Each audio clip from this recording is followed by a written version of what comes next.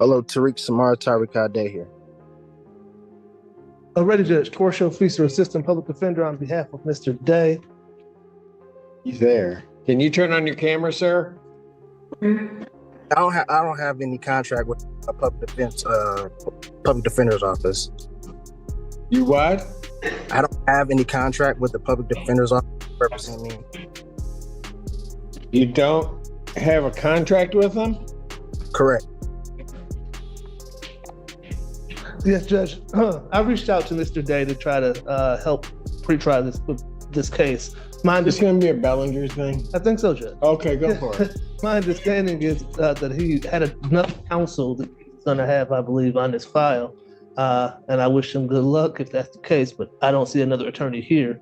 So I don't know what's going on, Your Honor. No. Mr. Day? I'm defending myself. I told him that I would notify the court that I relieved him of any implied obligations to this case. So you're going to represent yourself? I'm defending myself, correct. Okay, then you need to be here. Now. Well, as I told the court, I requested a Zoom hearing because I have COVID. So there's no way I can. In a vehicle with a hat on, no mask. Oh. I am inside my vehicle right now. What'd you say? I said yes, because I'm inside my vehicle right now. I work outside. I'm away from the general public.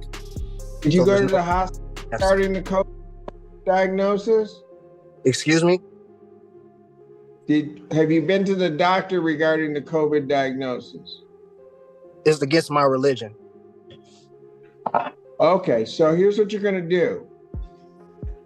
Then I'm going to say, okay, you've got COVID. I want you here. When's our last block?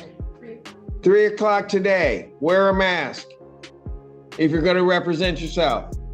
A routine hearing instantly derails when the defendant rejects representation, insisting he has no agreement with the public defender. The judge probes, trying to establish clarity, but the defendant doubles down, declaring full self-representation. Tension rises as excuses about illness and remote appearance clash with courtroom expectations. The judge sets a firm deadline, warning of a bench warrant, marking the first clear power struggle between authority and defiance. I can't make that. Is there a later date? Oh, yeah, you can. 3 o'clock. 3:30, I can make that. I'll be here at 3 o'clock. Well, I'll be there at 3:30, and if there's any issue, then okay, and at 3 o'clock, I may issue a bench warrant. Be here at 3 o'clock. I'll pass this matter. Thank you. There's no bench warrant to be issued because this court didn't have. Okay, I'll determine that at 3 o'clock. The court See didn't you at have. 3 o'clock. Thank you. This court does not have jurisdiction. You're welcome, Mr. Feaster. Cut his line. Why don't we do this? Give me about 3 minutes. I'm going to take a recess, then I'm going to come back because everything's going downhill, and it's those two guys' fault. What's your name? Tariq Samar Tariq Ade, the executive of the Tariq Samar Tariq Ade Living Trust. Last owner, Tariq Wilson Estate. Sir, you indicated that you wish to represent yourself on this matter? Yes. All right. You understand at your arraignment you were given the charges that were have been filed against you? I was given a charge. So if there were any additional, I was not given those charges. The only charge I got was a fleeing and eluding. Fleeing and eluding, 3rd degree. 3rd degree, correct. And if anything else was tallied onto that, I was not told. With control slipping, the judge forces structure back into the hearing. The defendant confirms self-representation, but begins introducing fragmented legal ideas. The court outlines the charge, fleeing and eluding, a serious felony with prison time. Despite acknowledging the risks, the defendant presses forward. The judge carefully warns him. He will be held to the same standard as a trained attorney, setting the stage for a difficult legal path ahead. I have 1 charge. Okay. That is a felony punishable by up to 5 years incarceration and $1,000 fine plus court costs. The Secretary of State would be required upon your conviction to suspend your license for a period of 1 year. You understand that, sir? I do, but I have some questions. As soon as I get through this, you have indicated that you wish to represent yourself. I have to advise you that there are some dangers in you representing yourself. You understand that, sir? I do comprehend. And you understand that if you proceed to represent yourself, that the court is not going to assist you to understand the procedures or anything regarding the court proceeding, that you will be responsible for that, and I will be holding you to the same standard that I would be holding the attorneys in the room in terms of even ruling on evidence or anything along those lines in regard to the procedure and the process. You understand that, sir? Correct, I comprehend. All right. You also, so I will ask you again, do you still continue to wish to represent yourself in this matter? Yes, I will be defending myself. You understand also, sir, that should you change your mind and could not afford to hire an attorney and wish to be represented by an attorney, the court would consider making sure that you are afforded counsel. You understand that? I comprehend. The defendant launches into a complex motion to dismiss, citing lack of jurisdiction, trust ownership, and absence of an injured party. His arguments quickly spiral into unconventional legal theories. The judge listens briefly, then firmly rejects the motion, pointing out its lack of legal grounding and premature timing. This moment highlights a widening gap between courtroom procedure and the defendant's personal interpretation of the law. How do you wish to proceed on this matter, sir? First, I want to like an oral motion for dismissal based on the fact of the lack of probable cause and also the lack of personal and subject matter jurisdiction based on the fact that this is a trust matter from the name to the private conveyance that was stolen by the third party, Wall Street Towing, and impounded on the colorful law actions of Officer Trowbridge of the Washtenaw County Sheriff's Department. Also, I have not been able to, as of Constitution Amendment 6, being able to face my accuser. With the state of Michigan being a fictitious entity and there's no injured party, there's no crime that has been committed. And again, to the probable cause of the initial stop and the arrest cannot be proven. There was no probable cause for the arrest or stop. There was no warrant on hand for the arresting officer to conduct an arrest. And even more so, again, as I stated, this is trust property, so this court doesn't have jurisdiction to adjudicate over the foreign trust. Done. Finished? Oh, no, actually, I was also moving to place you and the clerk as fiduciaries over the trust, and I'll be able to supply you all with the adequate assurance certificate of security to settle and offset charges. Well, you will be doing nothing to me and nothing to my clerk. Frustration builds as the defendant attempts to introduce evidence before any formal hearing has begun. The judge shuts this down, emphasizing procedural order. Discussion shifts to discovery, with the defendant demanding proof of a crime while refusing to follow standard legal channels. The judge warns him directly, no word games, no manipulation. The authority dynamic sharpens, signaling that patience is beginning to wear thin. So whatever that motion was, that's denied. As to your other motion regarding all of that, quite frankly, it doesn't make any sense. We haven't even had the probable cause hearing. There will be a determination at the next stage as to whether or not there's probable cause regarding the charges. I was told this was a probable cause hearing. This is a probable cause hearing. So I don't understand what you're saying. I know you don't understand. You're not having a probable cause. Pardon? You said that no probable cause was had, but then you said that this is a probable cause hearing. You have not had your preliminary examination, at which there will be a determination as to whether or not there's probable cause to believe that the crime has been committed and you committed it. That is the next stage. That has not happened.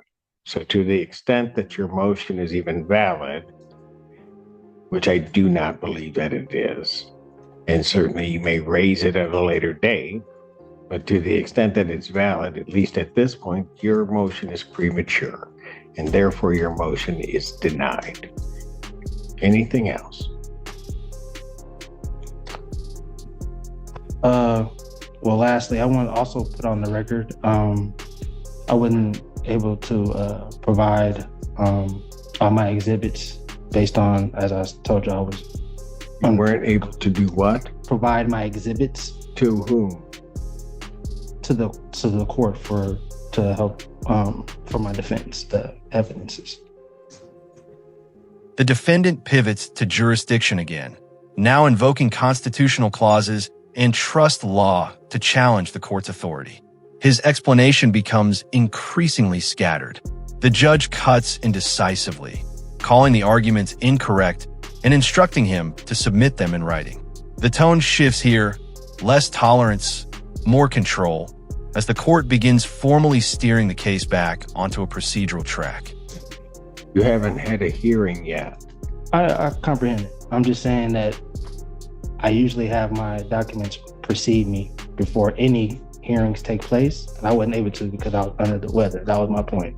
So they will be here, if not by the end of the day in the drop-off box, and you'll have them tomorrow. But you all will be served with the proper documents, and the taxes as well will be filed on the case. Okay.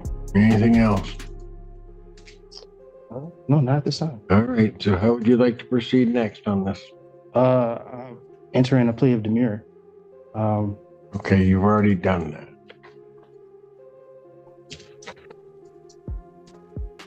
I've already entered a plea of demurrer. I'm not sure when that took place other than right now. That took place on the arraignment on the complaint, sir. I never pleaded demurrer. You stood mute, you stood demurrer. You don't even know what that means. You're just using words and have no concept as to what they mean. Demurrer and mute are two separate things, but that's neither here nor there. No, they're not. You have no legal degree. They are not. No need to. They are not. I'm not here. They are virtually the same thing. So where do you wish to proceed now? As I stated, my motion. Do you wish this set for preliminary examination? Your motions have been I denied. wish for the prosecution to provide the evidence that any of this needs. You don't have discovery on this case. Is that what you're asking? I'm not asking for discovery whatsoever. A scheduling dispute emerges when the defendant requests more time, accusing the court of bias after being denied an extension. The judge rejects the claim outright, reaffirming neutrality while keeping the timeline intact. The defendant objects under coercion, reinforcing his pattern of resistance. The exchange underscores a growing conflict between perceived injustice and the court's structure process. So what are you asking for? I stated that the prosecution needs to prove that a crime was committed, and they also need to show and prove that there is an injured party for the crime that have even been committed. As I've indicated, you will have that hearing. Do you wish to have discovery? Discovery should be provided regardless. There's no wish about it. You wish to have Discovery discovery. should be provided. Don't play word games with me. I'm not playing. Mr. Allen, Discovery. not play word games with me. You're playing with the wrong judge. You can smile and smirk all you want. I'm not trying. I'm giving you your warning.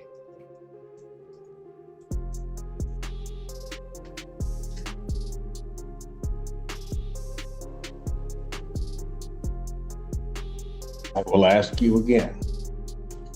Do you wish to have discovery provided to you? Yes. Do we have copies of discovery available that can be provided to this defendant? No, Your Honor, I know that the PD was representing this individual. I don't have copies right now. I got you. Okay. Mansour, are there copies of the police report as well as other discovery that's in the hands of the public defender's office. The court revisits the charges and again explains the risks of self-representation. The defendant now introduces religion as a basis for rejecting legal rules. The judge immediately dismisses its relevance, clarifying that courtroom procedures apply regardless of personal beliefs. This moment becomes pivotal, where personal ideology directly collides with institutional authority, and the court refuses to yield. I do see traffic stops and discovery videos onto our program. All right. Documents. All right. Those need to be gotten to the defendant.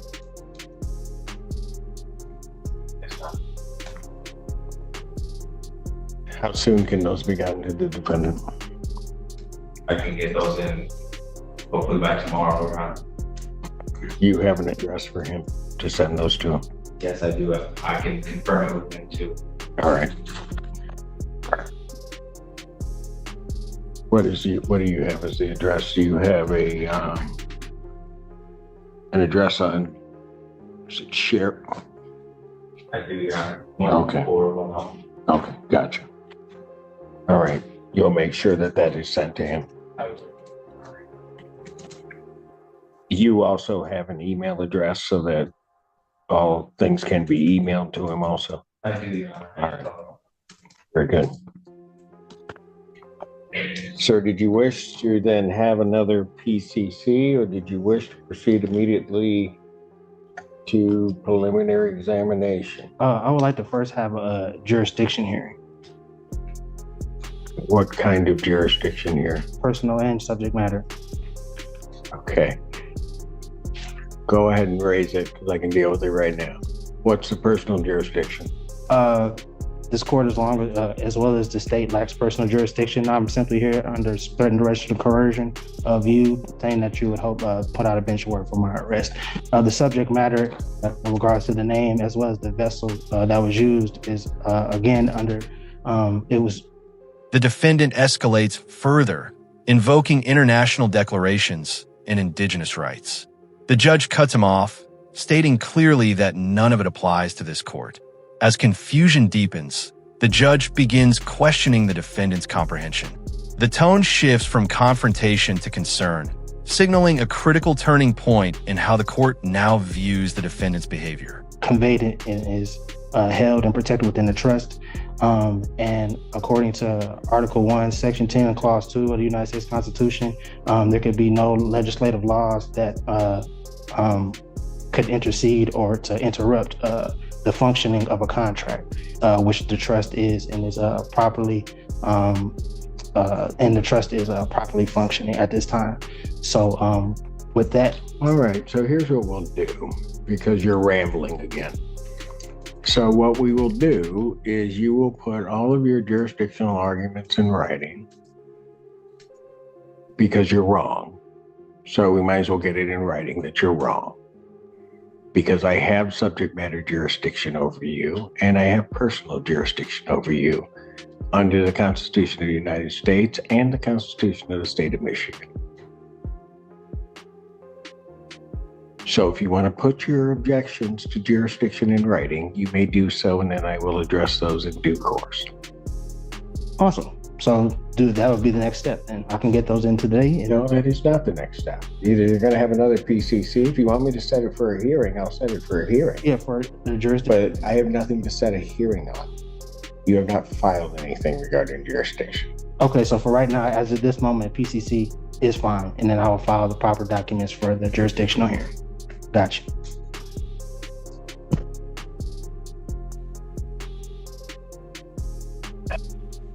The judge openly addresses the possibility that the defendant may not understand the proceedings. Despite repeated explanations, the defendant remains unable to acknowledge the court's authority. At this point, the judge makes a decisive move, ordering a competency evaluation. This is no longer about argument or defiance, but about whether the defendant is legally capable of standing trial. So I'll adjourn the probable cause conference in this case. April 25th, 2024 at 3 p.m. Is it possible to get another week for person. to provide to accumulate my documents for my defense? Is there what? Is it possible to have that extended out another week so that I can provide my? I'm going to set it 25th.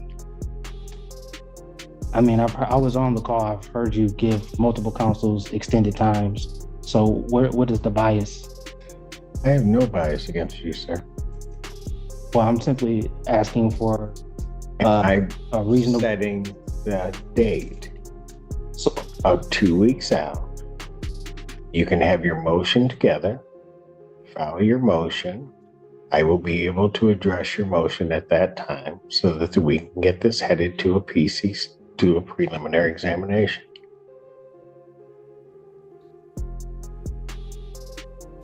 just for the record, I'll put it on the record that I object.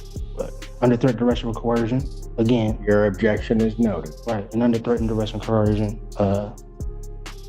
I'll be here.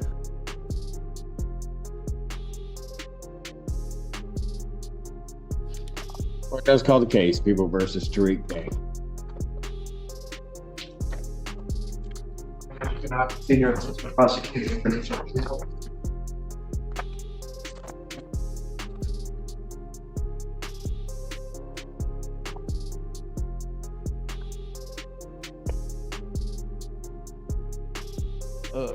I am Tariq Samara Kade, the executor of the Tariq Samara Kade Living Trust and the registered owner of the Tariq Samara Kade Ex Relatione Kindaman Wilson Estate.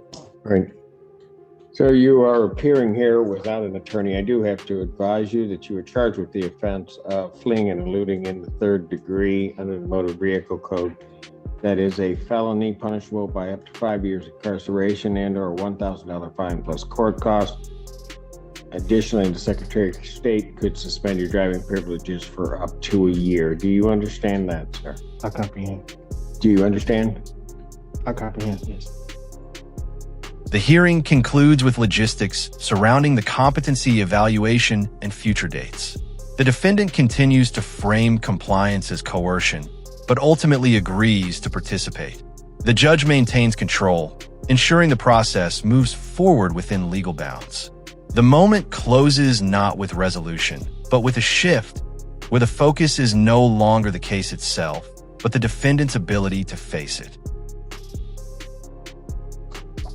The court has to further advise you that if you wish to be represented by counsel, the court would ensure that counsel would be appointed to represent you in this matter, and that you would have counsel if you could not afford to hire counsel yourself. I also wish to advise you that the court would be treating you the same as it would the people in this case.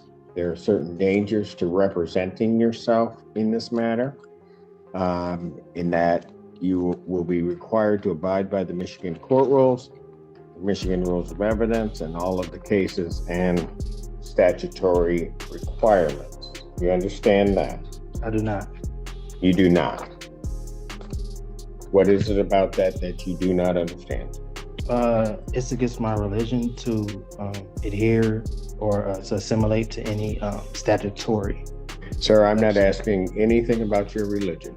It is irrelevant. Indicating that in this proceeding, you will be required to abide by the rules of this court. Do you understand that? I'm having a hard time understanding why or how religion doesn't play a role. How what? How religion does not play a role. Religion does not play a role in what I do or what this court does. There are certain rules of this court established by the legislature and the Michigan Supreme Court regarding how these particular proceedings will be conducted. These proceedings will be conducted in accord with those rules. Do you understand that, sir? Well, according to the American Declaration on the Rights of Indigenous Peoples, as well as the international or the United Nations Declaration on the Rights of Indigenous Peoples, the state and the governments should. Sir, you have no authority for what you're about to state because what you're about to state is incorrect. Oh, I am an indigenous person. No, so I do have sir, what you're about to state is incorrect.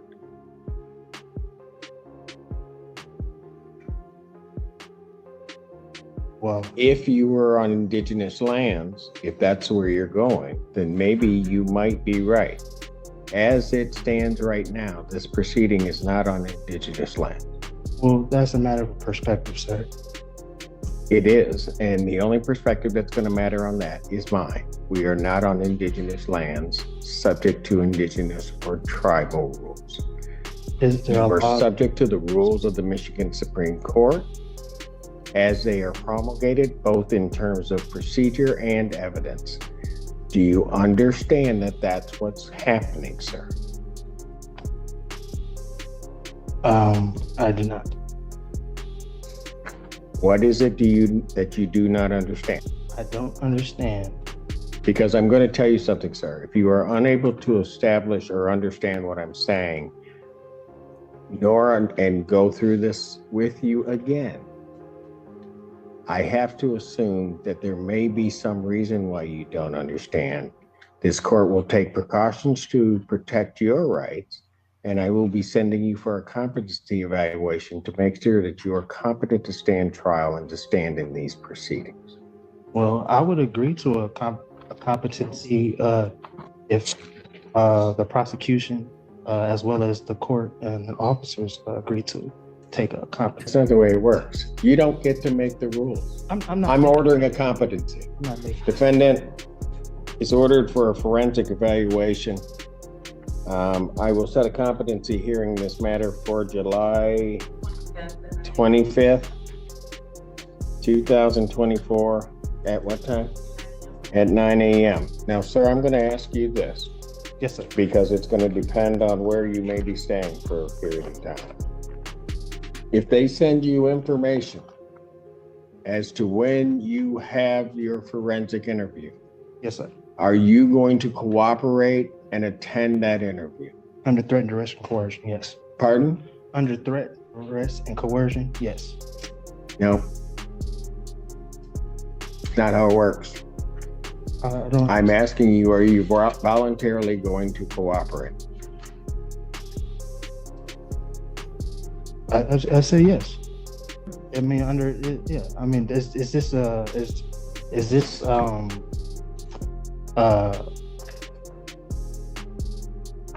what are, excuse me, what are you relaying to in regard? What are you insinuating in regards to where I will stay for a time? I'm going to make sure that we are going to have our forensic interview done. I've ordered a forensic interview. I am asking you whether or not, when given notice of that interview, whether or not you are going to voluntarily cooperate in that interview.